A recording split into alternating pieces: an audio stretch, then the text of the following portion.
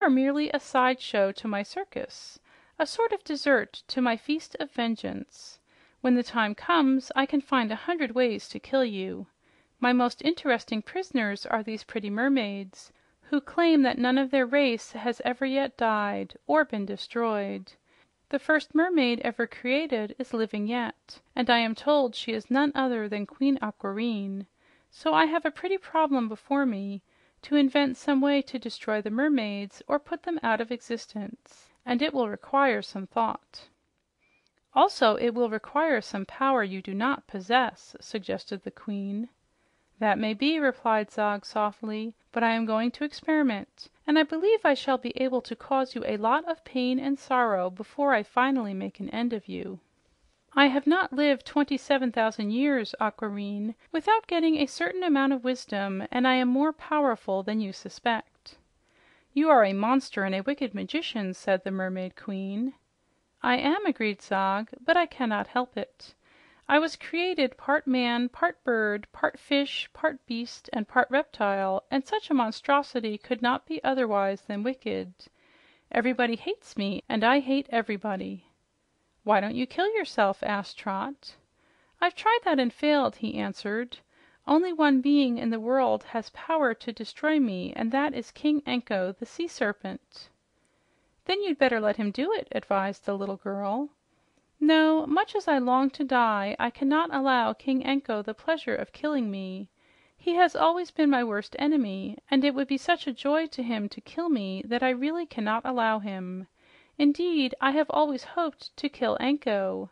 I have now been 3,642 years, 11 months, and 9 days figuring out a plan to destroy old Anko, and as yet I have not discovered a way. I'd give it up if I were you, advised Trot. Don't you think you could get some fun out of trying to be good? No, cried Zog, and his voice was not so soft as before. Listen, Aquareine, you and your attendants shall be prisoners in this castle until I can manage to stop you from living. Rooms will be placed at your disposal, and I wish you to go to them at once, as I am tired of looking at you. You're no more tired than we are, remarked Trot. It's lucky you can't see yourself, Zog. He turned his glowing eyes full upon her. The worst of my queer body I keep concealed, he said. If ever you see it, you will scream with terror.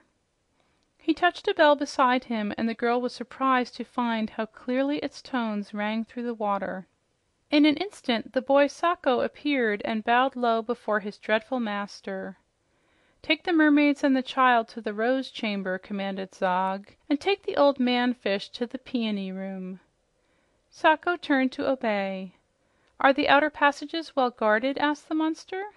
Yes, as you have commanded, said the boy. Then you may allow the prisoners to roam at will throughout the castle. Now go. The prisoners followed Sacco from the room, glad to get away. The presence of this evil being had grown oppressive to them, and Zog had himself seemed ill at ease during the last few minutes. The robe so closely wound around his body moved jerkily, as if something beneath disturbed it, and at such times Zog shifted nervously in his seat. Sacco's thin little legs trotted through the water and led the way into a different passage from the one by which they had entered. They swam slowly after him and breathed easier when they had left the golden-domed chamber where their wicked enemy sat enthroned. "Well, how do you like him?" asked Sacco with a laugh. "We hate him," declared Trot emphatically. "Of course you do," replied Sacco. "But you're wasting time hating anything. It doesn't do you any good or him any harm. Can you sing?" "A little," said Trot, "but I don't feel like singing now." "You're wrong about that," the boy asserted. "Anything that keeps you from singing is foolishness, unless it's laughter. Laughter, joy, and song are the only good things in the world." Trot did not answer this queer speech, for just then they came to a flight of stairs, and Sacco climbed up them while the others swam. And now they were in a lofty, broad corridor, having many rooms hung with seaweed draperies.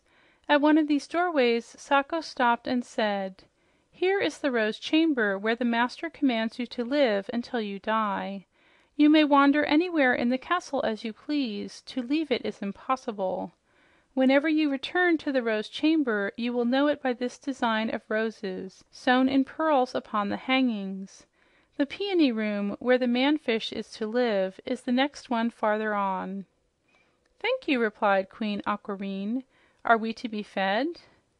"Meals will be served in your rooms. If you desire anything, ring the bell, and some of the slaves will be sure to answer it. I am mostly in attendance upon my master, but whenever I am at liberty, I will look after your comfort myself." Again they thanked the strange boy, and he turned and left them. They could hear him whistle and sing as he returned along the passage. Then Princess Clia parted the curtains that her queen and companions might enter the rose chamber. End of chapter 13.